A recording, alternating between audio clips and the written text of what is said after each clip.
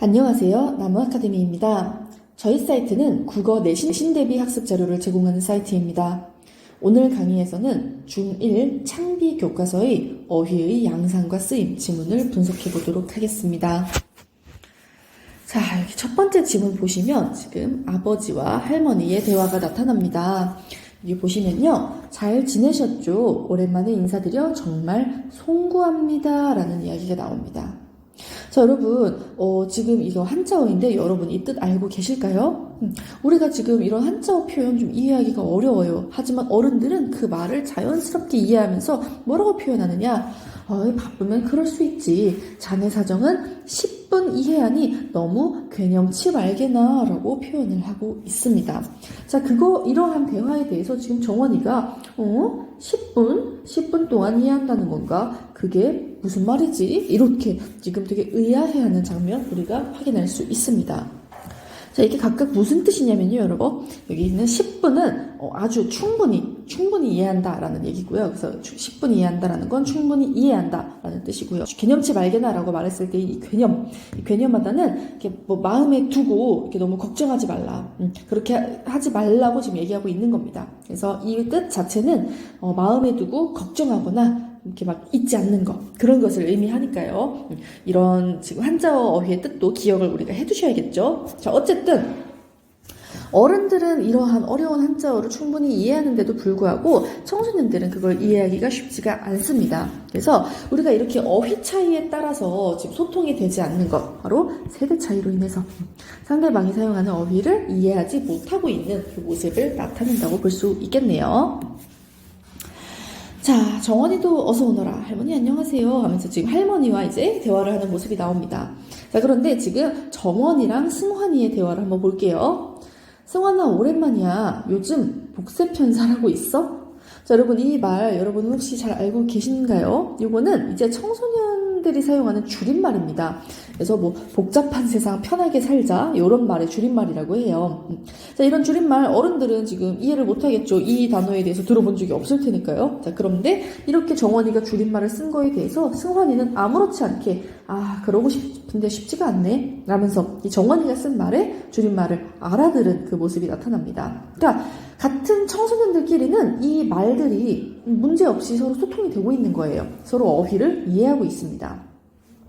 그래서 너 완전 쩐다 하면서 너 대단하다 이렇게 하는 유행어를 또 사용을 했는데요. 자, 그거에 대해서 이번엔 할머니가 이해를 못하고 있네요. 자, 왜냐하면 우리 말에는 이 쩔다라는 뜻이 이 땀이나 기름 따위에 더러운 물질이 묻거나 끼어 찌들다라는 의미의 그 절다라는 뜻이 있거든요. 그래가지고 할머니가 이 쩐다라는 말을 듣고 땀에 찌들었다는 뜻이니 너무 무리하는 거 아니니? 이렇게 지금 말을 오해한 내용이 나옵니다. 그래서 네가 유행어를 써서 할머니께서 잘못 알아들으셨나 봐. 꾸준히 운동하는 정원이가 멋있다는 뜻이었어요. 이렇게 뜻에 대해 설명을 해주고 있네요. 자, 우리 정원이 열심히 하는 모습이 참 어여쁘거나 쉬엄쉬엄하거라 이렇게 예스러운 말, 한자어는 아니지만 예스러운 말을 쓰기도 하는 이 어른 세대의 말도 좀 우리가 확인해 볼 수 있습니다. 자, 그래서 지금 우리가 소통을 하기 위해서는요, 여러분 다르게 쓰이는 어휘들에 대해서 좀 이해를 해 두어야 돼요. 그래서 무조건 줄임말은 쓰면 안 된다 이렇게 하는 게 아니라 줄임말과 유행어를 이제 청소년들끼리는 소통하는데 문제가 없겠지만 그거를 어른들이나 다른 사람들, 그 유행어를 모르는 사람들과 소통할 때는 좀 저 사람들은 우리와 다른 어휘를 쓰니까 이해하지 못할 수도 있겠구나 하는 것들을 좀 이해하고 대화에 참여하는 자세가 필요하겠죠. 여기 뜻이 나와 있네요, 여러분. 자, 그래서 송구하다, 두려워서 마음이 거북스럽다.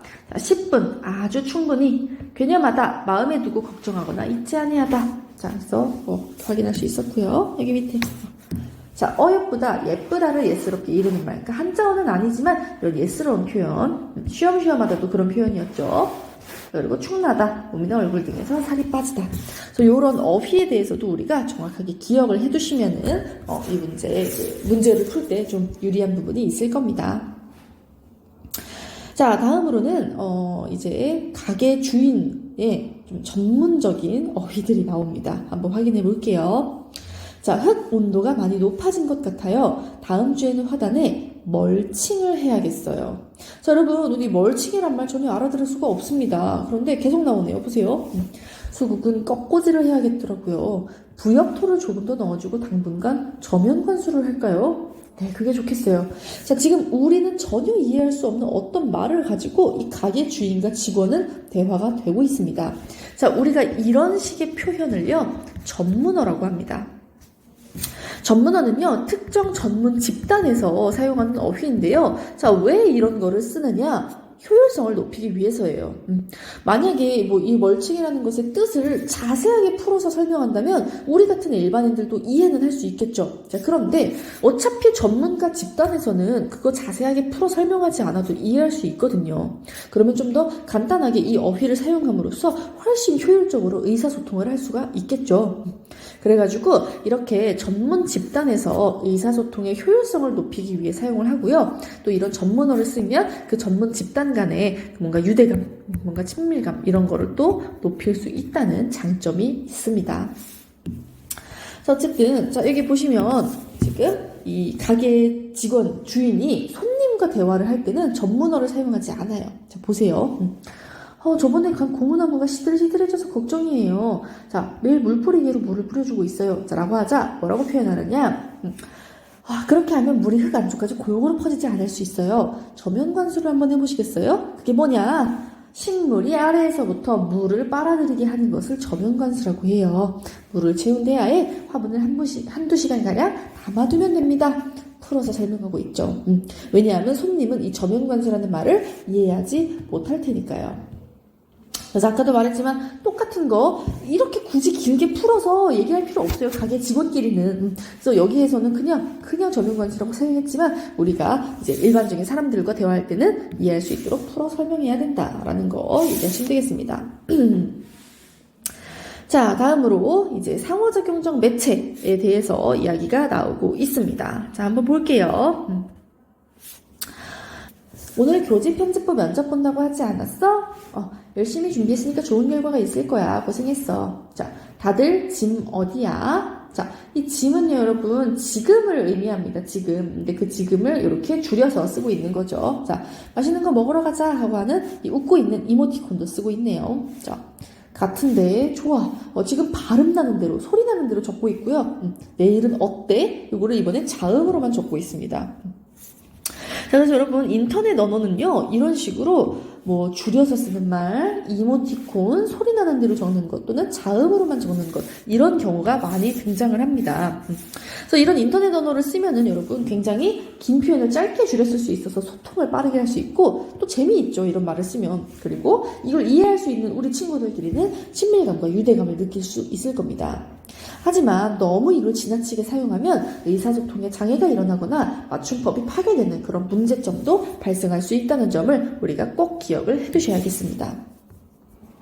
자, 그래가지고 우리가 세대에 따른 어휘의 차이, 특성이 있다는 것을 기억을 해두셔야겠죠. 청소년층은 줄임말, 유행어를 많이 사용하고요. 장년층과 노년층은 한자어나 예스러운 표현 많이 사용합니다. 그래서 이렇게 세대에 따라 사용하는 어휘의 차이가 있어요. 자, 또한 전문어. 특정한 전문 분야에서 주로 사용하는 말로 이제 대상이나 개념을 명확하게 전달할 수 있고 이를 효율적으로 할 수 있습니다. 하지만 잘 모르는 사람은 이해하기가 어려운 경우가 많겠죠. 자, 다음 매체 언어. 이제 인터넷 등에서 사용하는 언어인데요. 줄임말과 이모티콘 쓰고 소리 나는 대로 적고 단어를 자음으로만 적기도 한다는 특징이 있어요.